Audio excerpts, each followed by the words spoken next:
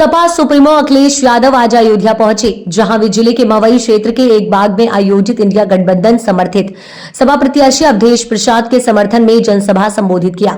वहीं जनसभा के बाद मीडिया से सपा सुप्रीमो अखिलेश यादव ने कहा कि अयोध्या सौहार्द की राजधानी बने, अयोध्या से संदेश सकारात्मक राजनीति का जाए, अयोध्या का संदेश मिली जुली संस्कृति का, एक दूसरे के प्रति प्रेम बढ़े और ऐसा वातावरण बने जिसमें कहीं भय की जगह ना हो। लेकिन भारतीय जनता पार्टी ने लगातार नकारात्मक राजनीति से भय का माहौल, डराने का माहौल पैदा किया। मुझे उम्मीद है अयोध्या के वासी इस बार अपने सबसे पुराने नेता अवधेश प्रसाद को चुनकर अयोध्या के विकास और ऊंचाई पर ले जाने का काम करेंगे।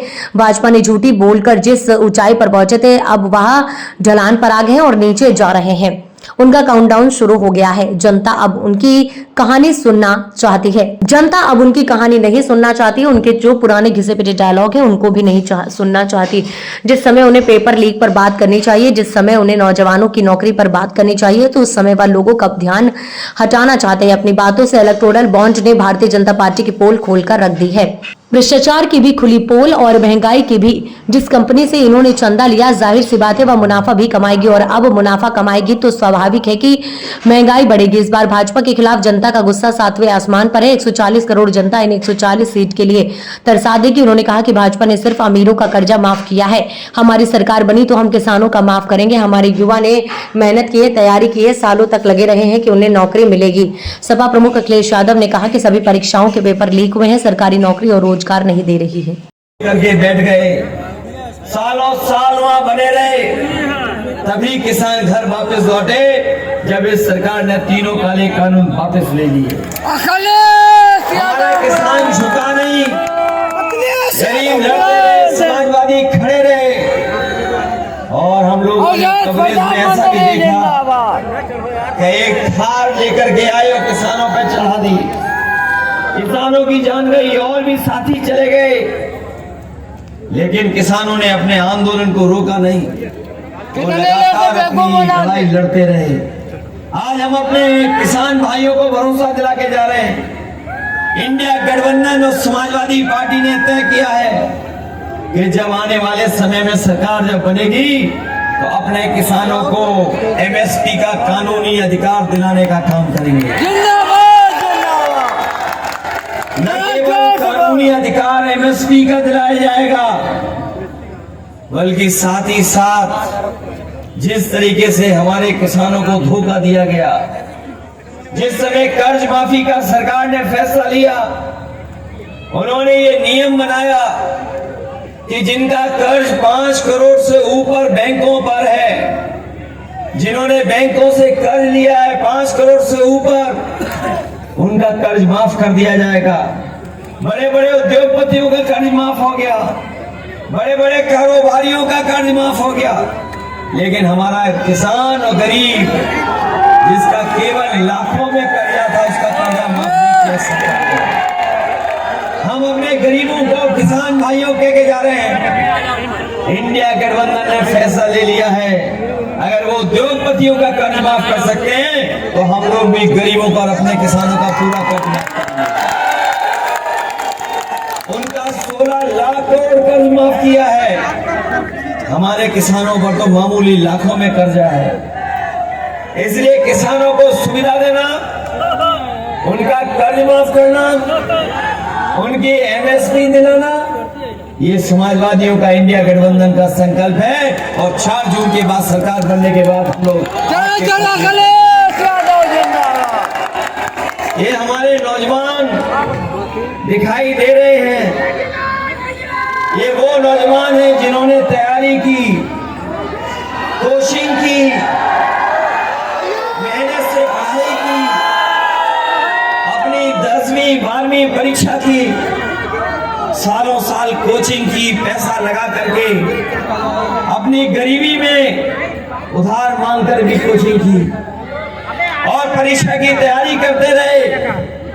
लेकिन दुर्भाग्य है इस सरकार की वजह से, जब परीक्षा आई, परीक्षा लिखने गए नौजवान, परीक्षा लिखी और जब घर लौट करके आए तो पता लगा नौजवानों के उनका पर्चा लीक हो गया। परीक्षा रद्द हो गई इस सरकार में। ये नौजवान पढ़ने लिखने वाले जो खड़े हैं, ये जानते होंगे कि इन्होंने जितनी भी परीक्षाएं दी, सब परीक्षाओं के पेपर लीक हुए, पेपर रद्द हो गया।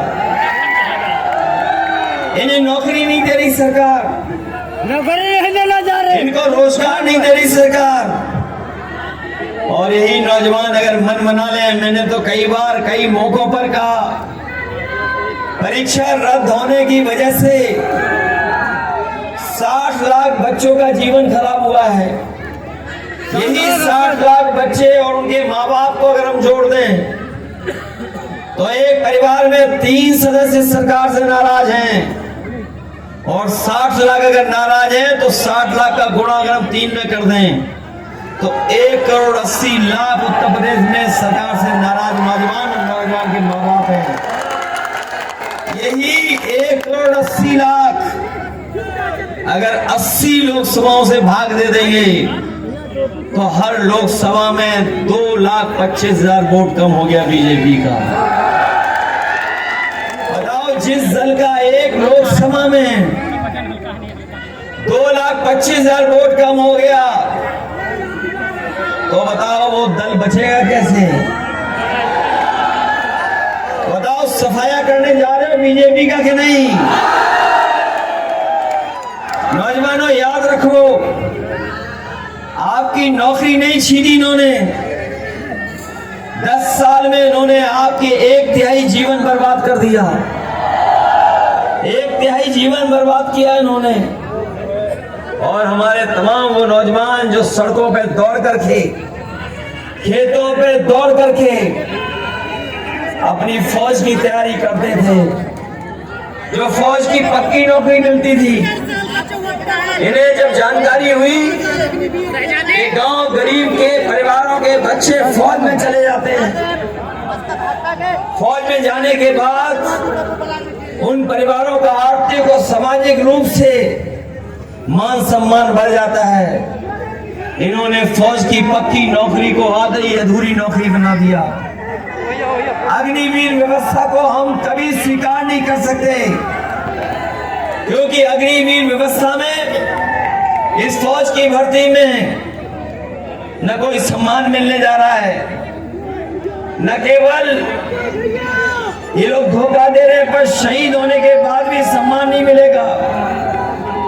इसलिए अपने नौजवानों को कह के जा रहे हैं, जहां सरकारी नौकरियां 30 लाख खाली हैं, उनको तो भरा ही जाएगा, और ये अग्निवीर जो आधी अधूरी नौकरी है वो हमेशा हमेशा के लिए खत्म हो जाएगी। जहां पहले वर्दी पहनने को मिलती थी, पक्की नौकरी पक्की वर्दी, उसी तरह की व्यवस्था लागू करने का काम इंडिया गठबंधन करेगा। हमारे किसान भाई जानते होंगे, इस सरकार ने उनकी बोरी से भी चोरी कर ली, खाद की बोरी से चोरी की सरकार ने। स्वाहाट की राजधानी बनी।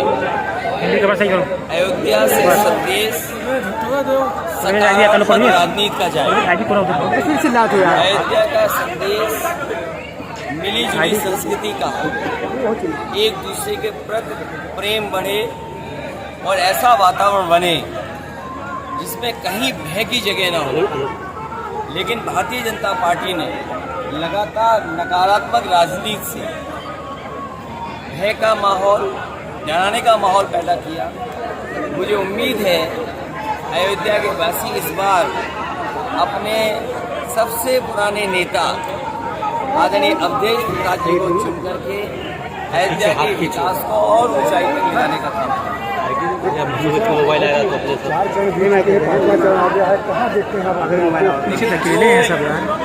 भाजपा ने झूठ बोल करके जिस ऊंचाई तक पहुंचे थे, अब वो ढलान पे आ गए हैं और नीचे जाते जा रहे हैं।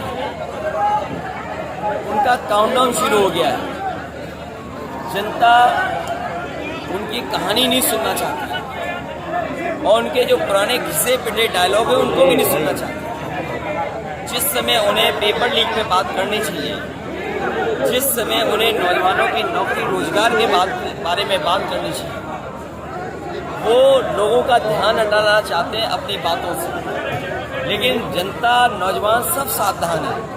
और जहाँ किसान की आय बढ़ानी थी, आज लागत बढ़ा दी, महंगाई बढ़ा दी, भ्रष्टाचार बढ़ा है। और जो इलेक्टोरल बॉन्ड है उसने भारतीय जनता पार्टी की पोल खोल दी, पोल भ्रष्टाचार की भी खोली और महंगाई की भी। जिस कंपनी से इन्होंने अगर चंदा लिया है तो स्वाभाविक है वो मुनाफा कमाएगी, और जब मुनाफा कमाएगी तो स्वाभाविक है महंगाई बढ़ेगी। इस सरकार ने चंदा लेकर के पैसा वसूल करके भ्रष्टाचार और महंगाई बढ़ाने का नया फार्मूला दिया है। और साधारण देखिए मोटरसाइकिल की कीमत क्या है आज से 10 साल पहले मोटरसाइकिल क्या थी, डीजल की कीमत क्या थी, और जो दवाई हम आज सब खाते हैं, पहले 500 mg में ही बुखार ठीक हो जाता है, अब बताओ 650 खाना पड़ रहा है mg, उसके बाद भी बुखार नहीं ठीक हो रहा है। और दवाइयाँ कितनी महंगी हो गई, इलाज नहीं दे पा रही सरकार। जो व्यवस्थाएं बनाई थी, मेडिकल कॉलेज का समाजवादियों ने दिया, मेडिकल कॉलेज की नींव में अगर कोई है तो समाजवादी लोग। समाजवादी लोग जो है, जिनसे बहुत सारे लोगों से मेरी बात हुई है, सबके मन पर एक चिंता है कि क्या इस बार ये लोगों में बड़ी वो है। आपको देखिए, आप अगर गिनती में भी हैं, अगर आप गिनती में भी शामिल हैं तो हम समाजवादियों के लिए बड़ी बात है। और रेस में कौन होगा ये चुनाव के बाद स्ट्रेटेजी का खुलासा होगा। एक आखिरी सवाल है, वो हालांकि इलेक्शन से आपसे जुड़ा नहीं, केजरीवाल के घर में मालीवाल का एक बड़ा विवाद आया जो राज्यसभा है सदस्य नहीं है, बाकायदा इसके पहले महिला के अध्यक्ष थी। बताया जाए कि प्रधानमंत्री मुख्यमंत्री के आवास में इस तरह की चीजें हुई, तो क्या क्या घटना हुई है उसकी मुझे सच्चाई में जानकारी नहीं है, क्योंकि आज हमारी और कांग्रेस पार्टी के राष्ट्रीय अध्यक्ष मल्लिकार्जुन खड़गे साहब की प्रेस थी। हम लोगों ने राशन की गुणवत्ता, राशन की मात्रा को बढ़ाने का फैसला लिया, वहीं आटा और डाटा की बात की है। कल हमारी और अरविंद केजरीवाल जी की जॉइंट प्रेस कॉन्फ्रेंस है, मैं समझता हूँ वो बात सामने आ जाएगी कि सच्चाई क्या थी। महिला सुरक्षा की बात लगातार करते हैं, नहीं, महिला की सुरक्षा विषय है, लेकिन जो ये विषय एक ही पार्टी के बीच का है और एक ही पार्टी की सांसद है, एक ही पार्टी से वो संबंध रखती है, क्या कारण रहा होगा जिसकी वजह से ये बात सामने आई है, वो तभी जान सकते हैं जब हम जानकारी कर लें। अभी मैं उसमें टिप्पणी नहीं कर सकता हूँ, लेकिन महिला सुरक्षा में तो आंकड़े जो बताते हैं उत्तर प्रदेश सबसे पीछे खड़ा है। एक आखिरी सवाल, अब चूंकि आप इलेक्शन के नज़दीक हैं और आप दावा भी कर रहे हैं कि सरकार बनने की स्थिति में है इंडिया गठबंधन, तो क्या कॉमन एजेंडा कोई बनेगा इस तरह? देखिए, हमारा विजन डॉक्यूमेंट है और अलग पार्टियों का हमारा विजन डॉक्यूमेंट है, कांग्रेस पार्टी का मैनिफेस्टो है, लेकिन बहुत सारे बिंदु इसमें कॉमन है। किसानों का कर्ज माफ होना, माताओं बहनों को लखपति बनाना, बच्चों को नौकरी देना, 30 लाख जो जगह खाली है उनको देना, जाति जनगणना कराना, सामाजिक न्याय की बात करना, जिनके साथ आरक्षण में भेदभाव उनको आरक्षण दिलवाना। मैं समझता हूँ हम सबका लार्जली जो घोषणा पत्र है वो एक सा है, और जब बहुत सारे घोषणा पत्र हैं तो जनता को तो वन ऑफ द बेस्ट चीज़ मिलेगी, क्योंकि बहुत सारे आइडियाज़ हैं।